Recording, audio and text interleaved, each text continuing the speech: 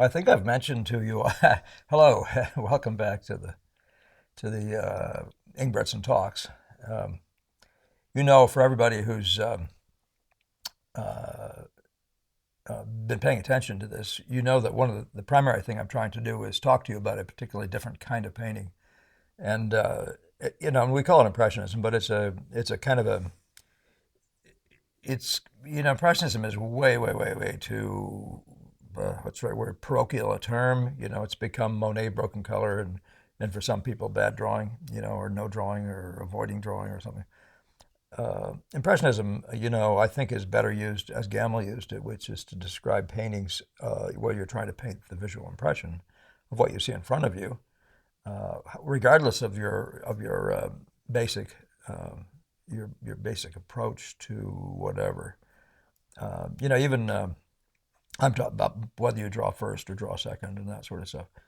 But what we're talking about is a particular kind of impressionism that has to do with all over the place at once kind of thinking. So you're doing drawing at the same time you're hitting color notes.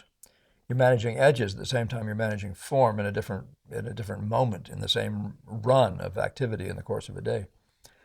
So uh, just to make that clear, okay. But what I'm today's conversation about, which is the glossary discussion, it has everything to do with the need to name what the elements you're working with. And what I found is that so you can name them, but your definitions aren't going to be the same depending on how you're working. And it's probably inevitable. Some of us like to complain about it. And I've been one of those guys. Why don't we get a standard? Why don't we get a norm? Well, because so much of it has to do with your approach, and yet you don't have better words. I'm looking at the word anchoring here.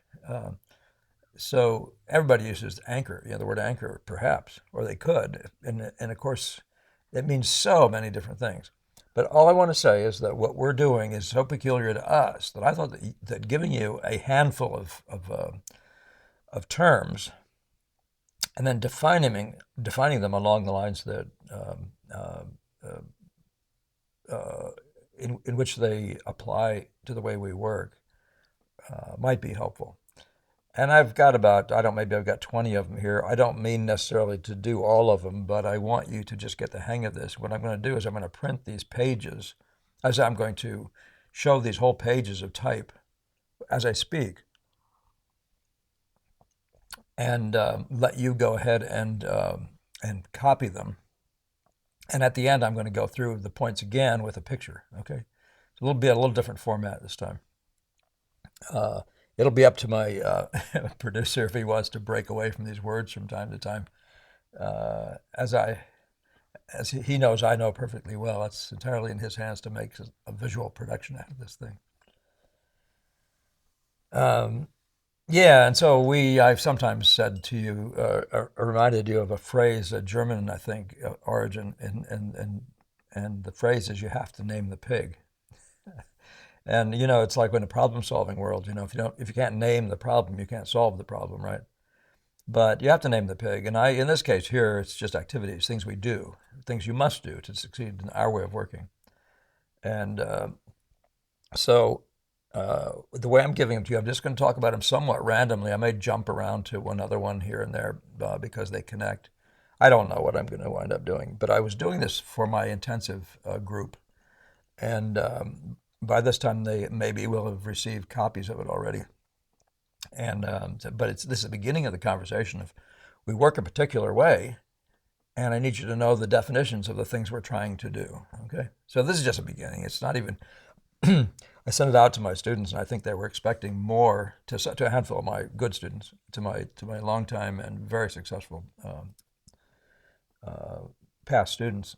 And but this is not trying to be definitive. It's just trying to get you enough names with definitions so you can say, "Oh, that is different," and the way we think then starts coming through all these definitions. Okay.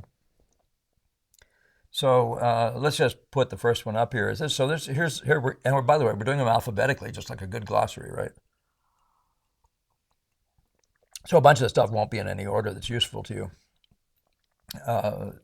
particularly. I'm sitting here because I'm using somebody else's computer today, and I'm afraid I'm forgetting something. So have a little bit of mixed mind and unfocused a little bit, but let's see if we can do this. All right.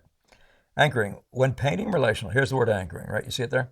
When painting relationally, the painter chooses, for example, what value he will make as dark or light as light. Do you realize that it doesn't choose you? I'm sorry. Yeah, it doesn't decide what value you can make it. You're limited by your paint. So you can't actually make things the value you see most very frequently, right? Especially at the dark and light ends. So the light, if I had a light facing, if I have a light like this here, my producer's little card, if I have this facing the windows like this, there's no way a painting even facing the light is going to get you the same bounce. You can't get that much light on your panel. So you can't match colors. We know that, right? So the same thing is true of the darkest darks. So understanding that, then what we have to do is, let's just finish reading this. What value will he make his darkest dark or his lightest light? Or where would he establish an important point in his visual ensemble? Now that's an important point would be like a top and bottom of the abstraction of the visual abstraction that is your center of interest. You want to know where that's located, that way and this way, right? Those are things that you're going to have to choose, right? Those are anchor points. You're going to choose those and you're going to keep them, right? And that's the very nature of anchoring. You're going to fix it. You're going to fix the boat. Or where to establish point. Okay, or how strong to make the leading light effect, right? Now, how strong to make the leading light effect? Some people want to just power it up with white, and you can't. So you have to knock the value down to get intensity also as a factor, and all the other things that relate to it. But your light effects, they literally are some spots on me, looking at me right now, maybe in this cup. Well, I'm putting you to work, right, Mr. Producer? But you might see some light splashing off of here. That would be the table setter. If you're painting this thing true, you'd say this is my most blasty light. It might be something on my beard. Who knows where it is? But you have to set that stage, and you want to set it in such a way that ideally you have color in your lights. Okay, that's just my conversation. Anyway, that idea of anchoring applies to color, intensity of color. You know how rich a note is. What's your most rich note in this ensemble? Me sitting here, what's the richest note? And it might be on my skin, or it might be something in the background, it might be that thing up in the corner of the wall up there. But you're going to be saying, I'm going to determine this note and try to live with that as my richest note. And then the rest of the notes have to define themselves partially based on that. It's a relational thing. Anyway, but anchoring, you understand that concept now. So arabesque is the figure created by the leading effects of the ensemble. Now, if you have certain spots around, like say this thing over here, and then you have maybe the top of my head shooting light and a light down on my beard, you may have a triangle. Your painting once you look through the viewfinder, you may see that there's a significant triangle there that is probably the setup abstractly of this thing.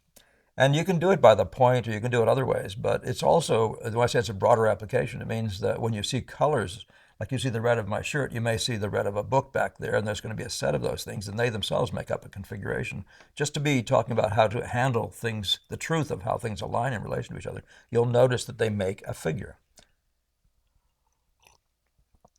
Now the blurred eye, going alphabetically, the blurred eye, squinting the eyes, is done to enable the viewer to grasp the strong versus the weak contrast. Now people try to use it for lots of other stuff. It's not useful to do color work with blurred eyes, just value work.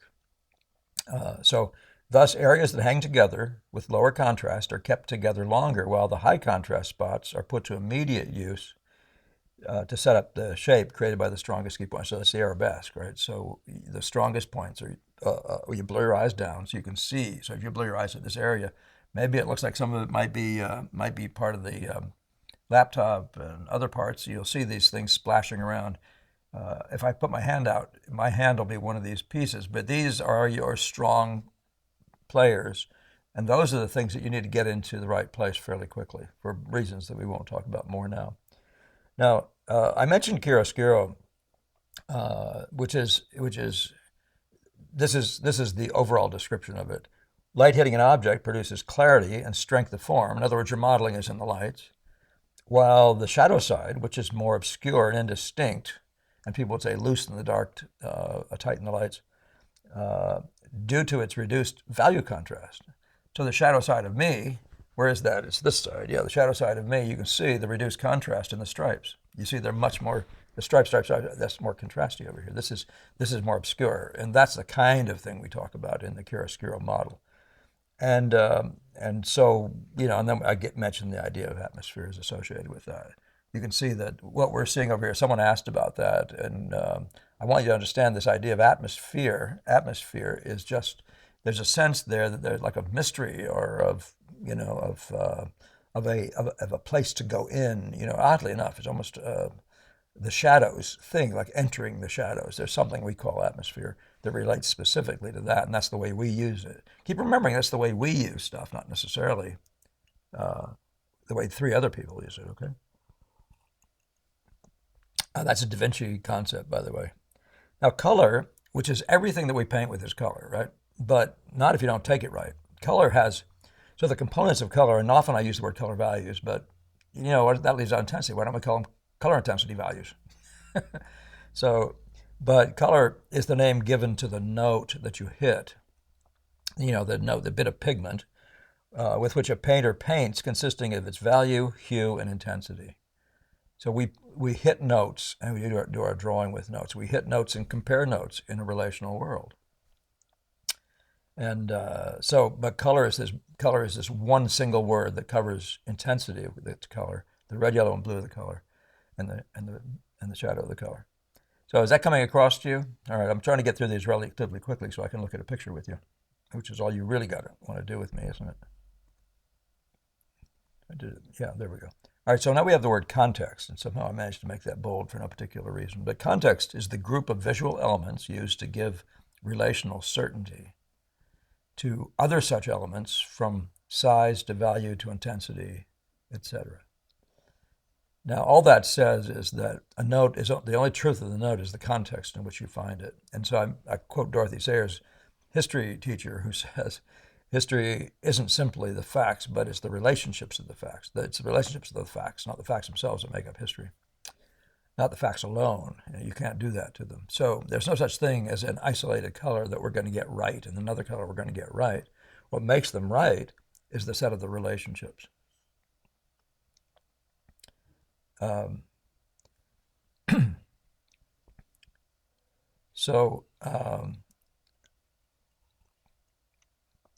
that applies, the context thing applies to intensity. You can see there's a color that's most intense, and the other intensities give it its most intenseness, right? In other words, if the other ones are more intense, then that's not the most intense note. So I'm saying that what you have is the context of intensity. And we do tend to look at them that way. So from size, you'd say this is the biggest visual unit. This is the biggest light. And there are other ones beyond that.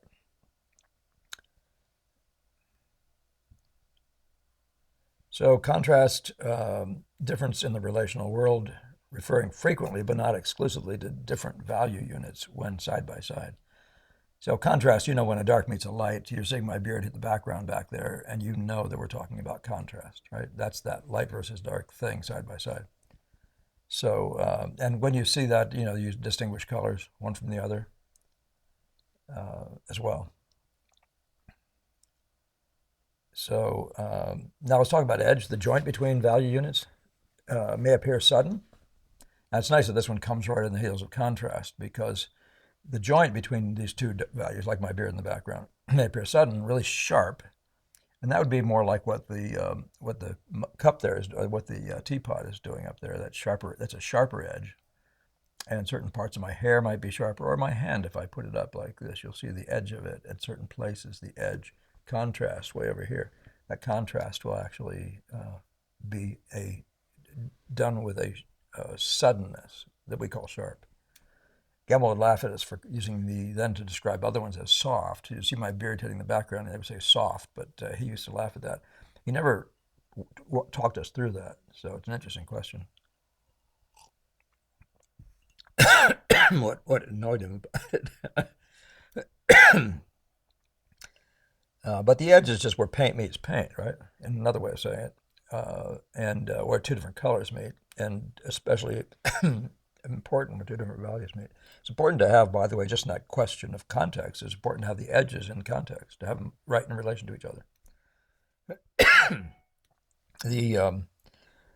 So the edge, you got that, the ensemble, the elements of the impression before you taken as a whole, as a group. And we use that word all the time, but it helps you a lot. And I talked about the synoptic thing, which is the summary view of it. That's the thing taken as a whole.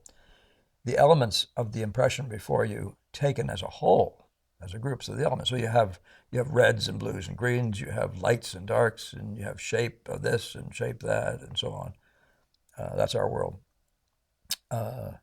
So there's a usefulness in that. Flatness now is a kind of a fascinating thing, and I'm just going to give it to you this way. We can talk about it in other ways another time. But the purely retinal ocular observation that doesn't know depth. In other words, that's back to the naive eye, right? Seeing things as if already a painting. That's flat. You see it if you saw it that way. If you look out in nature and just imagine it as a painting, use your imagination and see it as if it was a painting, there'll be a definite flattening goes on. Those are all good behaviors on your part. Not looking past the imaginary picture plane. Now, that was the recommendation of DeCamp. When you look out there, your picture plane takes up so much stuff, and you say to yourself, it's going to be this much here, and the picture plane literally is my canvas, right? And so you say, I'm not going to look past that unit. So you'd be looking at this imaginary glass and be looking at it as if it were on that glass. And that, again, flattens your vision, which makes your problem, the reason you want to do that is because it makes your problem just a values and color problem and a location this way. But there's no depth issue. You'd have to deal with that. It takes care of itself. And it takes care of itself in spades. So now using simultaneity of vision. So when you look out there, I expect everything to be in simultaneous focus. So when you look at something and then you're aware of other things while your eyes are popped wide open, you're seeing it in equal focus. And that's a thing that I try to recommend you do by popping your eyes and other tricks. But it's just one thing we're really after here is trying to see the world as if it were already a painting, and all the parts are just paint units, pigments. So, and just looking without being aware of the third dimension gives the impressionist a different framework for staying in the simple visual truth. And the retina of your eye we think of as flat. The brain tells you about what's deep because of experience. Floating, here's floating. Placing elements from color to drawing around the canvas in a speculative manner without connecting them. So when the very beginning, you see an impressionist spotting colors around, right? Spotting colors. And the sense is that, oh, that's going to come together. It's going to come together. And it is, of course, and you see Monet's finished versus his starts. And he's just an example. There's evidence, the conversation suggests that Sargent was doing the same thing and coming to the drawing of edges and that sort of thing what happens when these values start butting up against each other. But the speculation can go on. We talk about in drawing, Paxton used the expression in drawing, and he says anyone can connect the long continuous line, but what you need to do is float a few points. So there'd be, say, a top and a bottom for a foot and some hip, and before you know it, you can begin to see the figure before you've closed the lines. There's a value in that. First of all, if you're using a very light piece of paper, you want to have a nice looking drawing at the end, just per drawing, and have more control of your drawing. You want to speculate harmlessly. You don't want to damage your paper. If you throw a whole bunch of lines around there, you can't do that. So, and that's true in aspects of paint. So this enables the painter to make tentative reviews before committing further. All right. Now, let's see, what are we up to? 19 already. So form, we use the word form. We're talking about the sense of roundness, what's caused by value transitions, okay? So you're talking about, say if you're looking at my hand here, you can feel the overall mass of my hand, so I can show you this. You can see the lighter part is here, and it's getting gradually less light and less light, and it gives you a sense of the ball of the hand or the cup. If I turn it this way, I wonder if I can do that. If I turn it this way, maybe you can begin to see it, not as well. Or you can feel just the lump of my hand there. You can feel the roundness here. That's what we call a sense of, that's form. That form stuff all happens after the shadow line. It grows out of the shadow line. So that's form. And so Now keying is an interesting one. Choosing of the value range particularly, but also applicable more broadly. So a painting is keyed for values to produce the impression you want, right? So any painting, you can have a truthful painting that is, say, in the relational way and be only working in a very shallow value range. But you can deepen the value range. And you'll see a difference outdoors between, say, William Merritt Chase and the Boston School outdoor painters, they seem to have the Boston School guys seem to have a deeper range. They use darker darks. And people are sometimes surprised at how dark the darks can be in a Monet as well. The lay-in, that's the initial covering of the canvas. We cover the canvas. We expect it to be covered. We don't just do a drawing, and we don't just wait 30 days before so we can finally see what the canvas is going to look like covered. And we don't do grisaille and all those sorts of things. So it's like I'm getting happy messages here. I wonder if you guys can see those. The light effect, the sense of light, the feeling of light glowing, produced by two different values side by side. And here again, you see my thumb there. You see my thumb?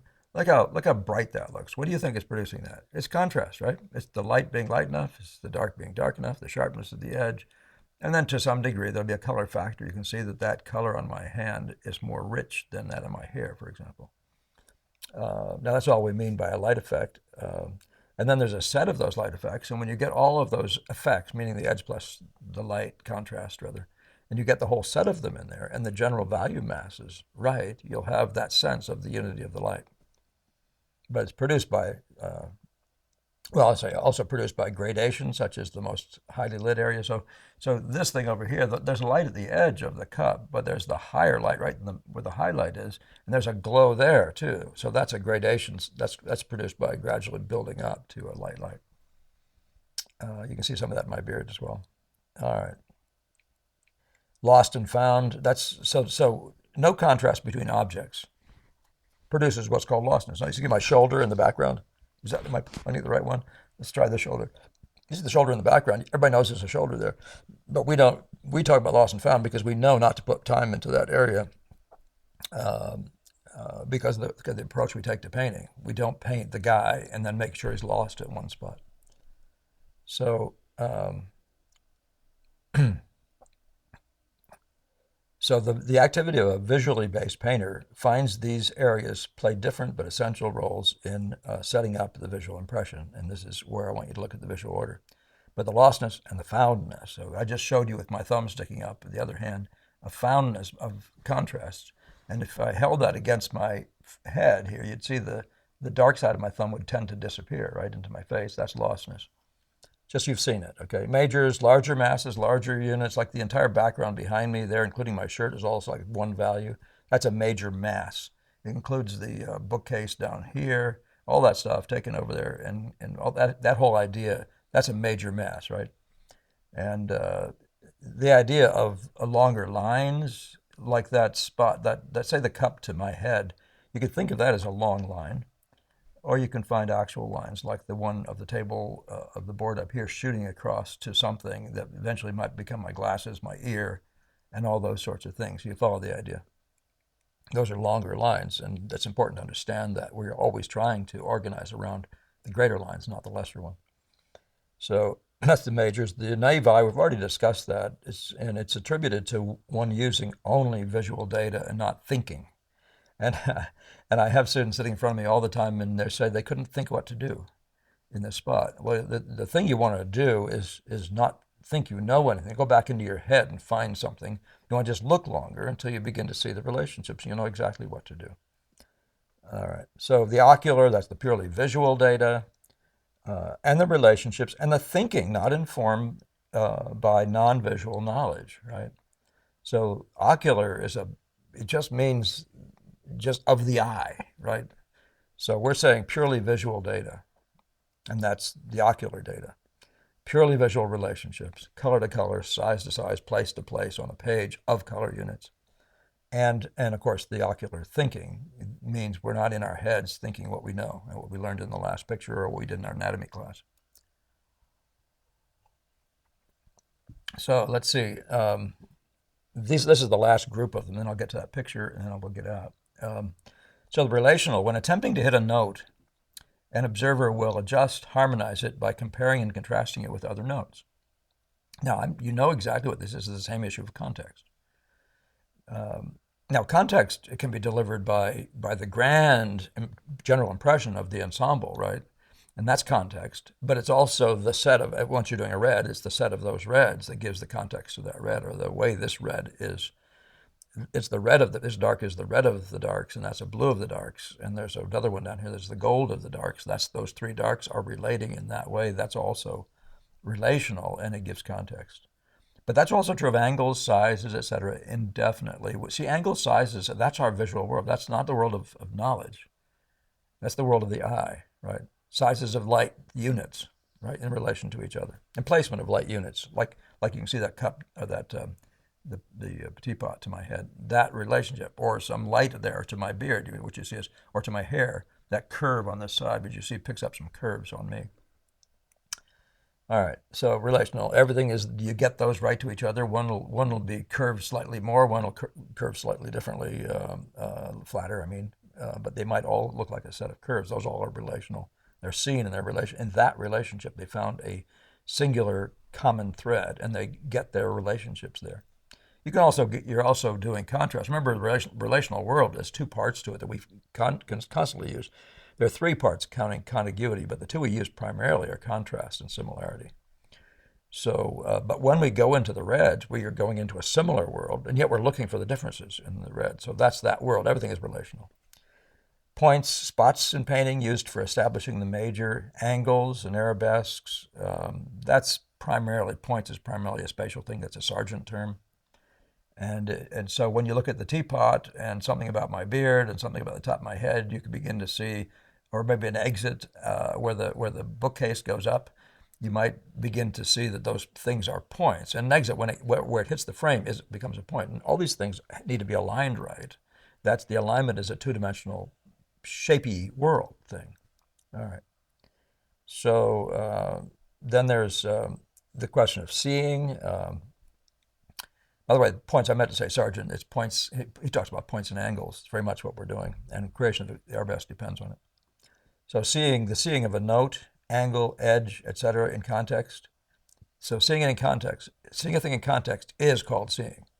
Seeing the world relationally is called seeing. That's the historic use of that term. That's the way we use it. Significant is of greater importance because of strength, size, or visual leadership. So you see that with the lights out here, or with a particular color dominating, or something like that. Transitions, shifts in value, color, intensity. So like on a wall, I don't know if any walls actually do that here, but when you have a wall moving from warm to cool, or going from red to blue, like the walls in the decamp background, like the blue cup, those are called transitions. That's a color transition, there's a value transition, but all the transitional things are concepts. And one of the transitions is from lighter to darker and making a form idea, creating a form. And that's also called transition. All it means is the values are changing in gradual ways. So value, sometimes called tone. This is the relative lightness or darkness of any note. So I'd separated that out from color, but it shouldn't have been. Value units, okay, to the naive eye, all the important working parts. So the working parts of a painting are value parts instead of object parts. And I need to explain that better, but you see it says not objects. So we're not busy drawing this object here. We're busy drawing the light over there and getting it right to the other lights in the world. That's the world we work in. We're doing the unity of this major mass behind me, maybe even inclusive of my head, but not probably, but inclusive of that. And you can see that that's a value unit. That's a unit of value. That huge thing, that huge dark is a unit of value, the way we think. And so then what you wind up doing is I simply say to people that what we do work is with value units and what happens where they meet, how big they are, what they do internally, and what happens where they meet. That's the naive eye. That's the world of pure vision without knowledge. And then the visual order. In viewing a scene, spots with high contrast and sharp edges hit the eye first and are most important for setup points, right? They hit the eye first. But that means that then those of lesser, followed by no contrast, form an order of visual significance. So I think that should be self-evident, and I think some of these things will come up in the image I'm going to share with you now. This is just a painting by me that you've all seen before. I'm not going to do these now. This is a bunch of the phrases, but it's on the board for you to look at. This is the all over the place at once in the start, all the horses at once. Well, I've been talking about all the horses, okay? And I should just have left that as the only thing I put here, but the expression all the horses at once, I'm showing you bunches of the horses here. So this doesn't mean anything to you except those are out there. It's the beginning of a collection of these things for you guys. So here are all my words, and here's this image. So maybe there's room for me in this too, Mr. Producer. My poor little face is getting jealous here. All right. So, but if you look at this world, you see the idea of anchoring. So you'd be anchoring. This is probably the lightest light in the painting. That's an anchoring mentality, right? The lightest light. It might be that this is the leading edge, the leading contrast. It might be. And then you have other ones in order, right? So there's a strength here of light. This is just light to light to light. And this is all the stuff over here is lesser lights. There's another relatively good light.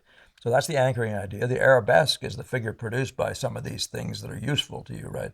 So if I said to you, "What's the arabesque?" You could say, "I mean, what's a useful arabesque?" Well, it might be this light here down to this thing over here to this and this over here. This might be a really useful setup, bunch of points. And I think of the arabesque as a setup thing, but it's also just purely beautiful relationships, like what you're seeing in the legs of chairs playing to legs of chairs.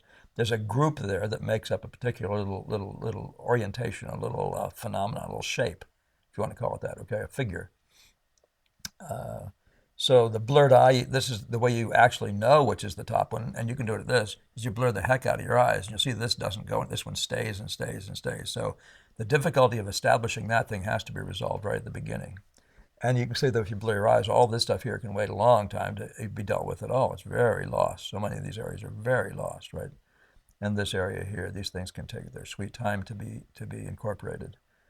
So that's the blurred eye, what it does for you. Chiaroscuro is just the lost and foundness of the thing, right? So that's just the lostness of this area. And the foundness, the drawings in the lights and all that sort of thing. But this isn't a perfectly good example of that because there's not very many roundish forms in here. It's quite flat. So, but colors, so we're talking about color. Every spot you have, every location you have is red, yellow, or blue. And they're relatively richer or less rich in relation to all the others. So one of the reasons I call this picture warm and cool is because there's a big warm backlight here. And on the side here, there's a filtered through a gauze here, there's a filtered cool light. And so you can see the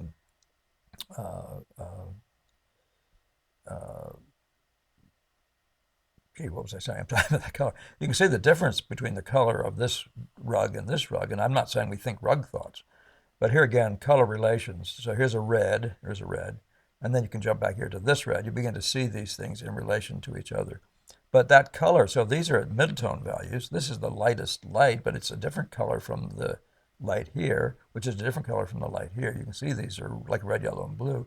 These are the colors, and the color differences, the hue differences within a value. And you can see the same thing with, say, the greenish darks here versus the redder ones here. And maybe there's a bluish one, say, somewhere, or maybe up here. These are all the darks, and they have those color qualities. And intensity is the same way. Context, you can see everything here is in a context, right? So every note you put down this blue has to be right to all the other blues in the picture. And that's the game we play. And that's where you begin to realize how beautiful this picture, what makes the beauty of this picture, which is part of the reason you study nature. And then you have the, should I cover all these things? The ensemble, the thing as a whole. Here's the edge. We talked about the edge already. When we start this out, we float this activity, right? We float this. We try to get it in the right place spatially, looking through a viewfinder. We float that point separately. We don't try to color all this stuff in. We don't draw 10 chairs. We float points. And so that floating of points, in a sense, you could say what you're doing is establishing an arabesque and what's happening with those points, but we're floating them just to get an idea what we're going to be working with. And when these aren't points unless you get a light plus a dark with an effect, and that will produce, you'll have to get the angle right and other things like that. But this light has to be right to this light in every way in terms of placement, as well as color, as well as light effect, etc.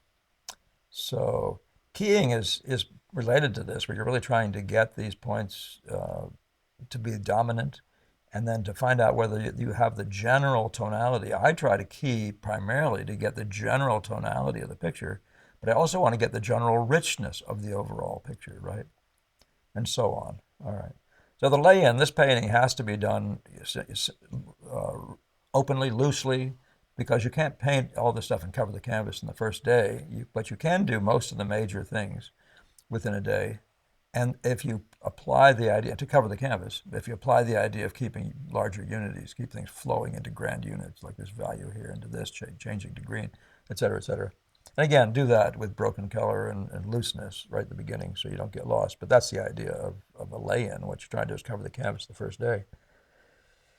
Well, you see light effects, you see lost and found. Here's that wonderful lostness. You see the majors, you see the grand darkness here, right? Or the big value unity. This value here is really dominant. See the whole painting? There's lots of that kind of value going everywhere through this picture, picking up again and again. And yet the darks are maybe a similar sized amount, the amount they take up in the whole, right? That's the kind of conversation that we have. You've already talked about all the other things, the ocular. You don't, to do any of this stuff in the sense of space in this room, none of it's done by understanding perspective. Now, I used perspective in this thing a couple times because I was actually too close and I had to actually find a way of correcting. And I was too close by force, right? And that's one of those things where you say, oh, so you cheated the impression.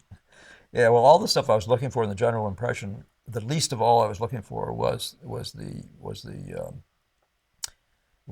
photographic accuracy of the perspective. It was really about the beauty of the color play and the light play and the distribution of those things. So significant versus insignificant, well, that's significant, right? These color differences, this versus this, that's the red, yellow, if you want to say blue, these are significant. The dominating one, this red here, is very significant in itself, as this yellow is over here. But you can see that there's some lines shape-wise that are more significant than others, that are more important. And then you're doing a center of interest, you understand that quite nicely. And let's see, I think I have maybe a couple other things. So the visual order is the whole body of this thing, isn't it, though? Well, let's see, oh, the transitions things. So you can see this movement from this value changing as it goes up this way in value. And probably these are transitions. It's red moving as it were to this. You can see it's slightly red here and then it's bluer again. This is getting this intermixed thing. Or a transition. These are all transitions of one major note. These are all in that class, the transitional one. Even this thing has a transition. You can see it goes up here. When it gets to this height, the window behind me is bouncing against it. When it gets down into here, it's not. That's a value transition right there. Okay. All right, I'm going to stop at that. I've run out of time for today. And so enjoy this, think it through. What I'm trying to put this out there for, just to repeat, is I want you to know these terms, what they mean to us. It'll help you to understand this way of working better, okay? So play with some of these things. Notice what you're doing, whether or not these thoughts are even involved, right? The one thing I find in painting, in our kind of painting, is you have to know the names of the things, and then you have to know how they're used in a painting, and then you have to be using them in a painting to really understand them and to really respect them, to really know what the game is. So have some fun with this stuff, and I want to just again thank you all for your subscribing, sharing, and commenting, and your donations, all the rest. I really appreciate all those things, and I look forward to seeing you soon. By the way, Mr. Producer's back. Thank you, Mr. Producer, for all the work you did on that last one, which was a bit of a disaster because my computer was beginning to fail. So, but that's it. I think we're good. Let's see you in the next one. Hope you have a great painting week. Have a good experimental life trying to sort all this stuff out. Take care.